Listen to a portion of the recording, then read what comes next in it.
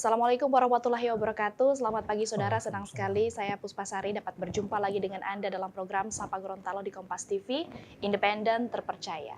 Saudara, pelayanan publik merupakan wajah negara yang paling nyata ada di masyarakat. Mulai dari pengurusan administrasi kependudukan, pelayanan kesehatan, kemudian urusan perizinan, itu semua merupakan wajah dari negara yang paling nyata sering dirasakan masyarakat. Namun kita juga tidak bisa menafikan bahwa hari ini banyak sekali keluhan tentang adanya pelayanan yang berbelit, kemudian ada banyak dugaan maladministrasi di berbagai instansi pemerintahan.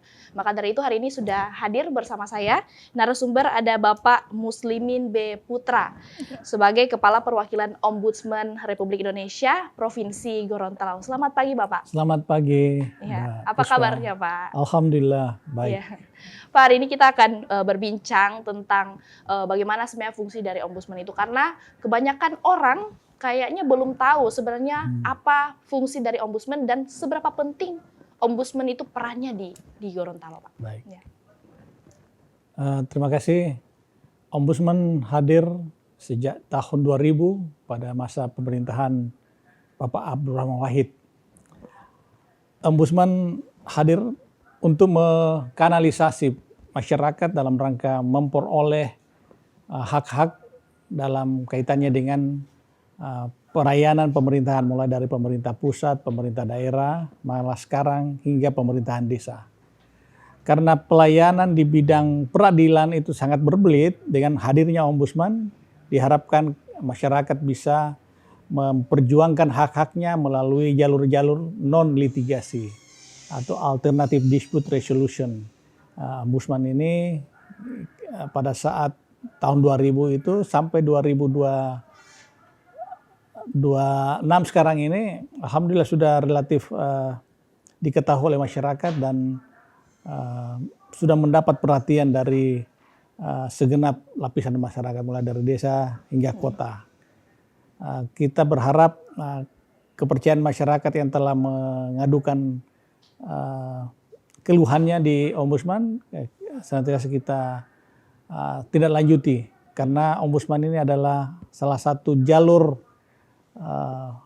pengaduan masyarakat yang selain juga pengaduan bisa lewat DPRD, pengaduan juga bisa lewat lembaga-lembaga yang lain, tapi kalau terkait dengan pengawasan atau terkait dengan penyelenggaraan pelayanan publik, maka salah satunya yang bisa yang negara berikan kewenangan adalah Ombudsman Republik Indonesia. Ombudsman ini punya kewenangan, tugas dan tanggung jawab. Kewenangannya adalah memberikan atau membantu masyarakat untuk pemenuhan hak-hak. Hak-haknya itu terkait dengan pemenuhan hak di bidang pelayanan dasar. Pelayanan dasar yang paling utama adalah pelayanan pendidikan, pelayanan kesehatan, pelayanan bidang pertanahan, pelayanan di bidang kependudukan, malah karena kependudukan ini mulai dari lahir sampai mati semua dilayani, dan ini adalah hak-hak masyarakat yang perlu dipenuhi oleh negara. Ya. Kalau ini kan baru awal tahun 2026. Kalau misalnya dilihat dari sepanjang tahun 2025 itu, apa saja bentuk laporan yang paling sering masuk di Ombudsman Gorontalo, Pak? Tahun 2025 kemarin yang paling tertinggi adalah pengaduan di pelayanan pertanahan. Oke. Ini artinya bahwa penduduk Gorontalo sangat konsen terhadap penguasaan hak-haknya di bidang pertanahan. Dan ketika ada upaya penyerobotan atau ada upaya penghilangan hak atas tanah, maka masyarakat akan memperjuangkan. Karena kita tahu juga dalam sebagaimana struktur penduduk Gorontalo adalah 97% umat Islam. Dalam Islam itu kan diakui hak-hak kepemilikan secara individu, termasuk kepemilikan tentang tanah. Sehingga ketika masyarakat akan kehilangan haknya, maka berupaya untuk memperjuangkannya lewat ombudsman salah satunya. Karena itu kita berharap masyarakat tetap mempercayakan kepada ombudsman untuk memperoleh hak-haknya di bidang pertanahan selain bidang-bidang yang lain. Yang lebih tinggi juga tahun lalu itu di bidang pendidikan, substansi pendidikan, dan yang paling tinggi juga termasuk substansi kepegawaian. Nah, ini agak lain juga dari daerah lain. Biasanya kepegawaian itu agak rendah, tapi ternyata di Gorontalo agak tinggi kepegawaian ini. Ini berarti instansi yang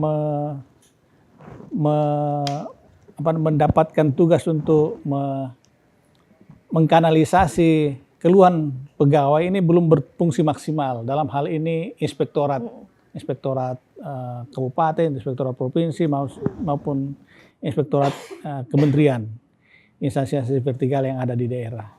Ini berarti kita perlu menjalin hubungan yang baik antara pengawas internal, dalam hal ini inspektorat, atau istilahnya juga APIP, aparatur internal pemerintah, aparat pengawas internal pemerintah APIP. Nah, karena Ombudsman sebagai pengawas eksternal, kita perlu menjalin komunikasi agar keluhan-keluhan di sektor kepegawaian ini bisa teratasi dan bisa dipenuhi hak-hak pegawaian. Yang paling tinggi juga terkait dengan kepegawaian ini adalah tunjangan guru. Tunjangan guru, TPG ya, tunjangan perbaikan guru, apa saya lupa singkatannya TPG ini. TPG ini banyak ternyata. Karena itu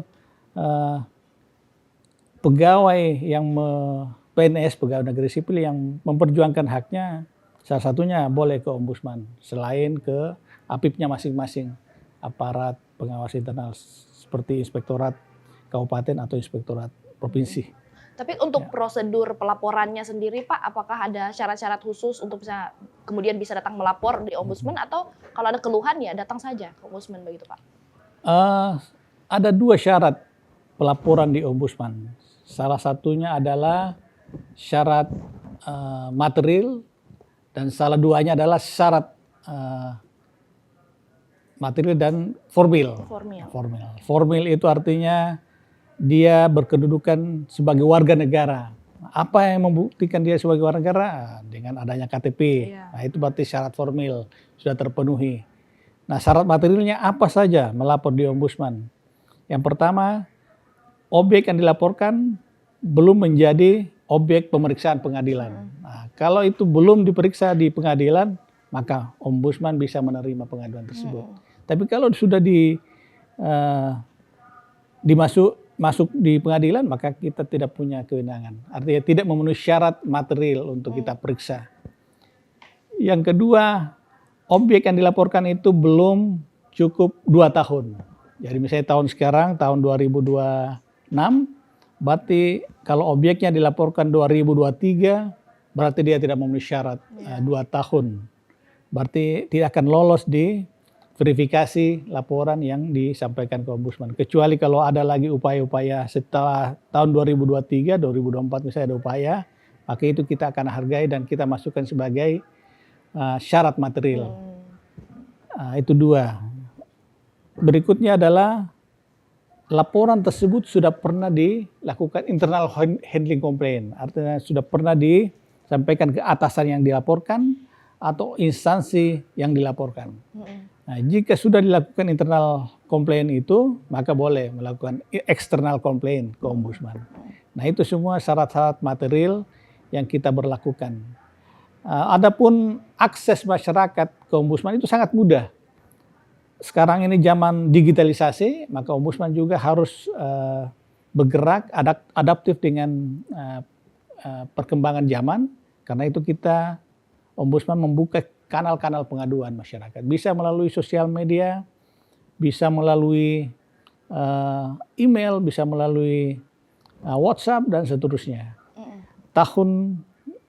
Tahun ini, di bulan Januari kemarin kita evaluasi, dari 18 pengaduan masyarakat yang masuk, hanya 5 yang datang langsung. Jadi 18, berarti ada sekitar 13 laporan itu masuk ke Ombudsman melalui kanal-kanal yang kita siapkan. Baik melalui WhatsApp, melalui sosial media, melalui email. Itu artinya masyarakat Gorontalo sudah familiar dengan era digitalisasi. hanya 5 orang yang datang dari 18 pengaduan masyarakat. Artinya memang Ya. Ombudsman juga memberikan kemudahan Ya, bagi betul. orang-orang yang mau melakukan pengaduan di Ombudsman itu betul. sendiri. Ya. Bapak, ini tentunya pembahasan yang sangat menarik, dan setelah Ya. ini mungkin kita akan bahas soal apa saja sih tren yang mungkin kemarin sempat rendah tapi kemudian naik misalnya di tahun kemarin atau mulai naik di tahun 2026 ini. Ya. Saudara jangan kemana-mana, tetap bersama kami di program Sapa Gorontalo di Kompas TV, independen, terpercaya.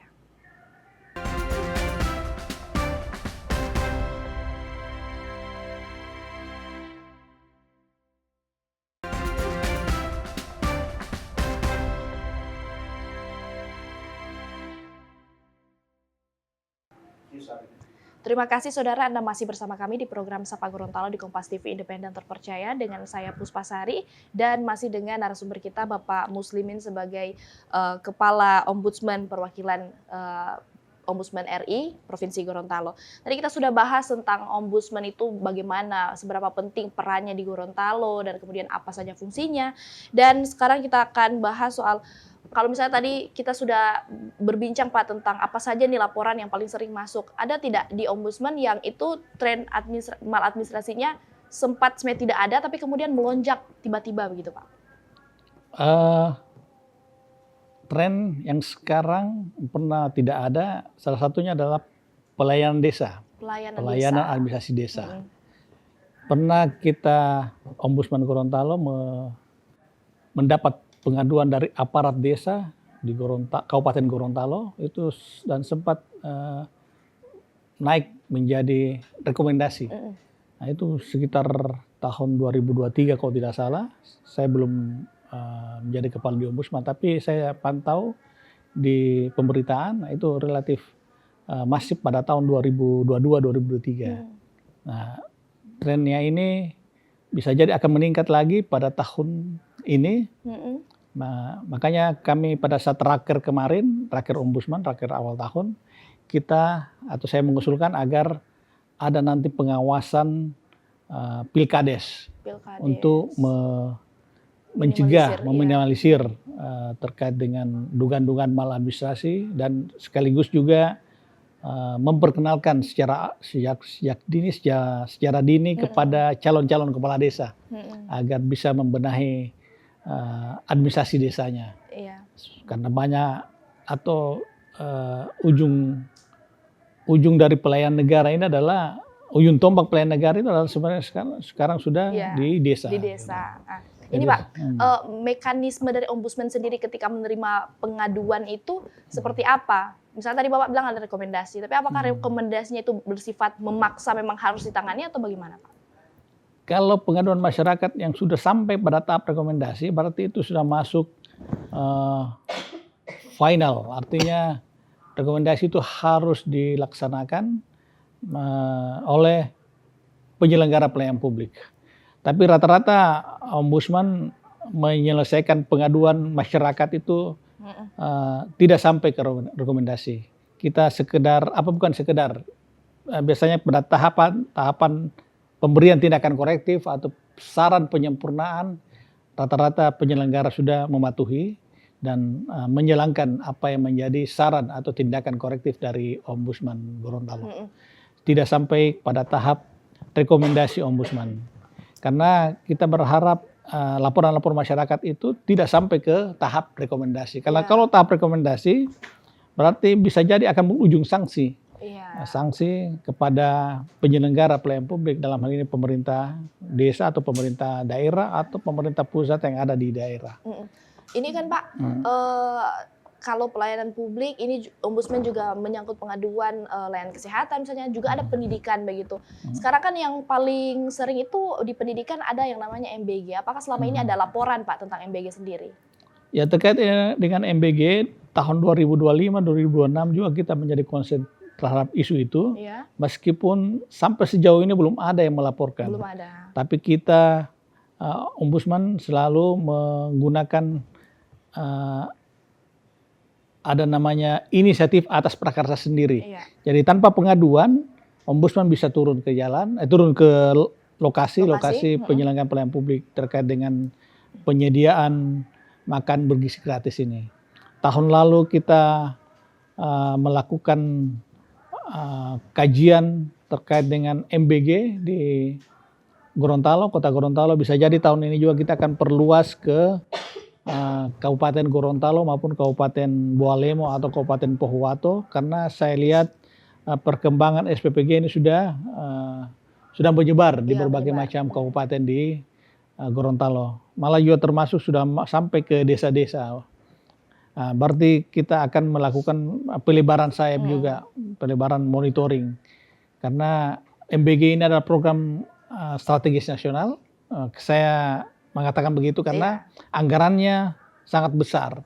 Malah dalam struktur anggaran kementerian lembaga, BGN ini paling tinggi anggarannya dibanding kepolisian yang juga cukup tinggi, dan Kementerian ATR BPN dan Kementerian Pertanian, itu yang paling tinggi. Tapi BGN ini menduduki peringkat.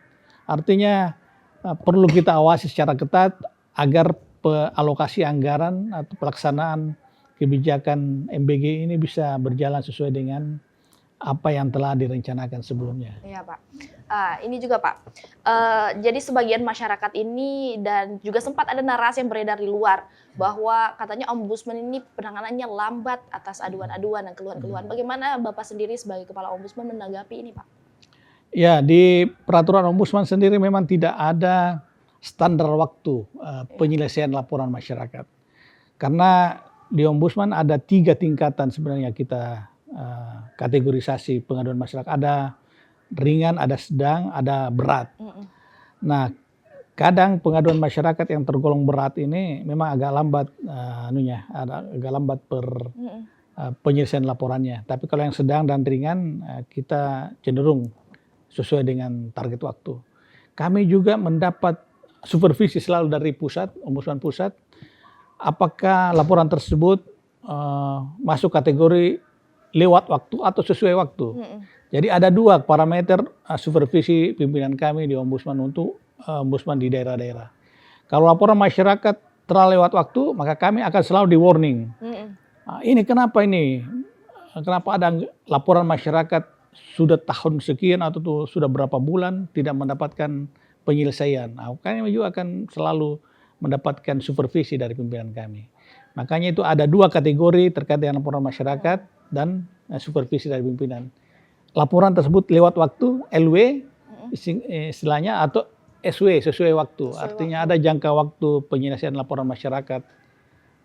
Kalau terkait dengan penundaan atau penyelesaian laporan masyarakat, maka kami akan dinilai kinerja oleh pimpinan kami. Apakah berapa banyak laporan-laporan yang backlog istilahnya, laporan yang mengalami penundaan penyelesaian oleh Ombudsman. Kami akan dimintai apa masalah dan apa kendala sehingga kita terlambat.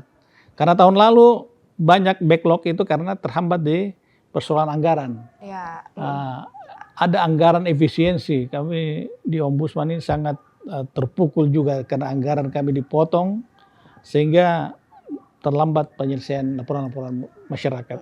Artinya berarti tidak ada sebenarnya laporan atau pengaduan yang tidak ditangani, hanya saja memang ada tenggat-tenggatnya dan ada yang misalnya sesuai waktu, misalnya Bapak bilang tadi, dan ada pelanggaran misalnya yang berat, yang ringan, yang sedang begitu. Nah, Bapak setelah ini kita akan bahas soal bagaimana mungkin pesan-pesan Bapak dari Ombudsman sendiri untuk peningkatan pelayanan publik juga pada masyarakat di Gorontalo, supaya kita sama-sama nih pelayanan publik di Gorontalo semakin maju begitu Pak. Jangan kemana-mana saudara, tetap bersama kami di Kompas TV Gorontalo.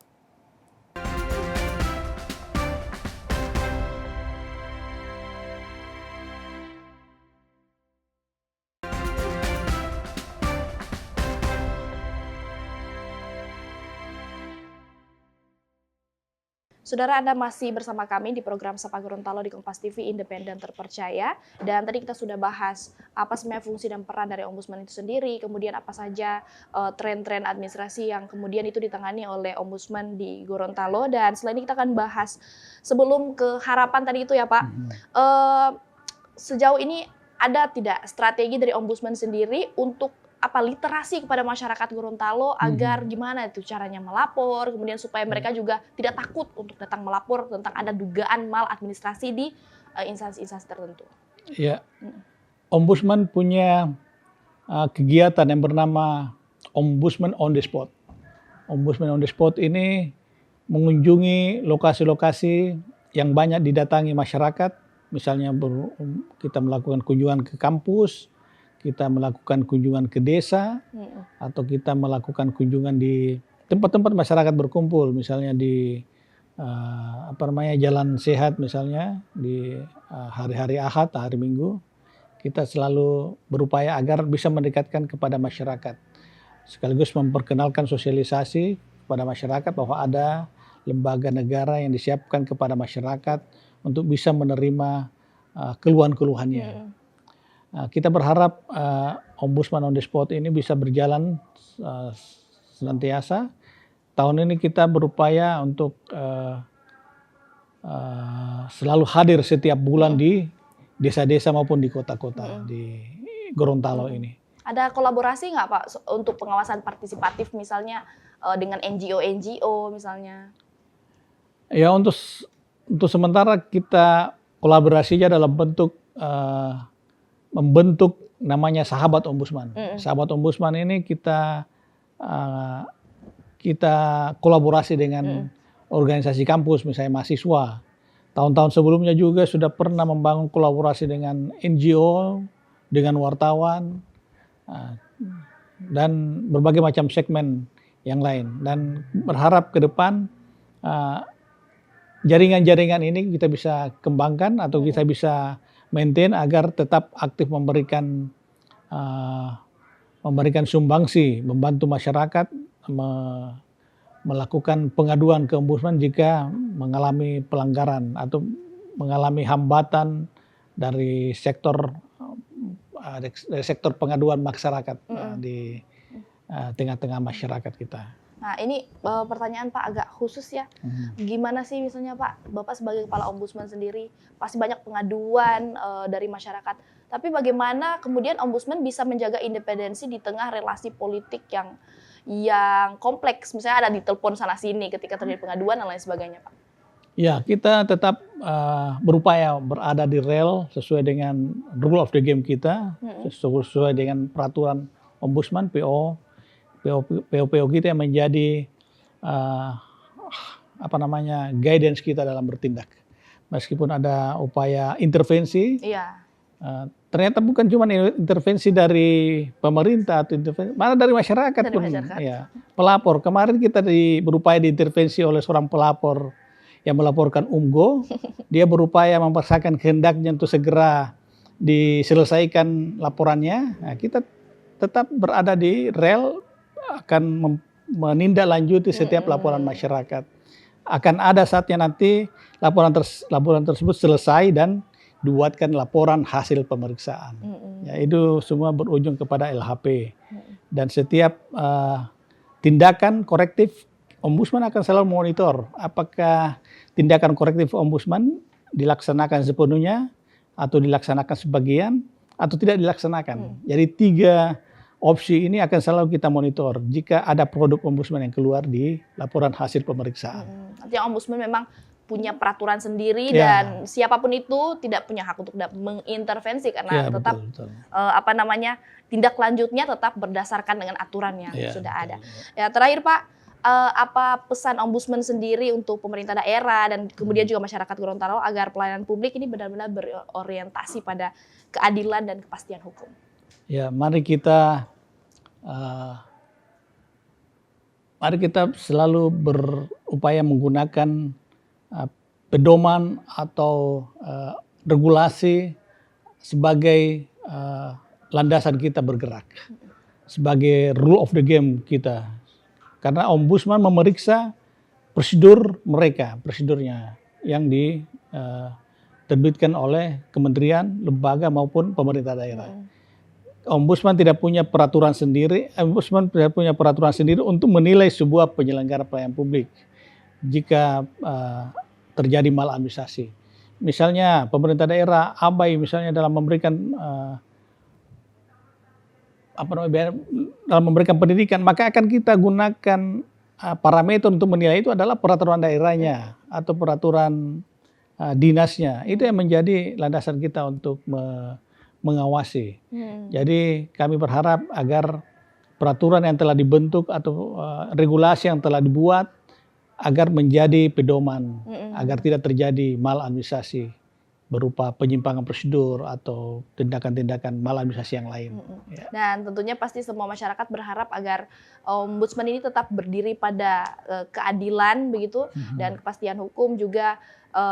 Tentunya semua masyarakat berharap agar apapun yang menjadi keluhan itu dapat ditangani. Kemudian itu yang menjadi titik kenapa misalnya banyak sebagian masyarakat begitu beranggapan bahwa Ombudsman tidak menangani sebuah aduan dengan serius karena bisa jadi mereka tidak mengetahui bahwa ada aturan-aturan di Ombudsman tentang waktu penanganan dan lain sebagainya. Bapak terima kasih sudah berbagi dengan kami soal bagaimana itu fungsi dan peran Ombudsman sendiri dan juga beberapa kasus yang sudah ditangani, dan semoga Ombudsman di Gorontalo tetap eksis dalam menjalankan aktivitas sehari-hari dalam bidang pengawasan. Saya Puspasari pamit undur diri dari hadapan Anda dan sampai berjumpa di Sapa Gorontalo di episode yang mendatang. Terima kasih. Assalamualaikum warahmatullahi wabarakatuh.